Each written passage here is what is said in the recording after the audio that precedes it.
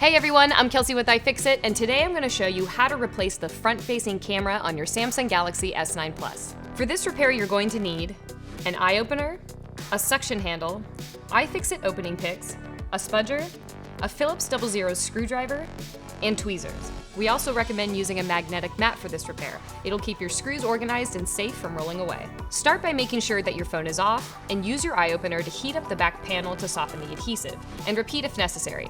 If the adhesive continues to give you a hard time, try using a heat gun or a hairdryer. Lay your suction cup on the phone as close to the heated edge as possible. Then use your pick to cut away the adhesive all around the edges.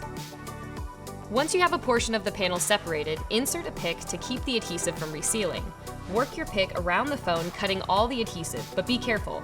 Don't slide the pick in too far or else you might damage the fingerprint sensor. Once you have all the adhesive cut, lift the panel and disconnect the fingerprint sensor. On the midframe, you have 11 Phillips 00 screws that hold the NFC antenna and the wireless charging coil.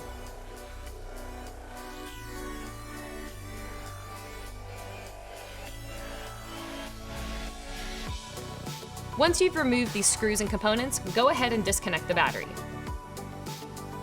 Lastly, use your spudger to disconnect the front-facing camera from the motherboard.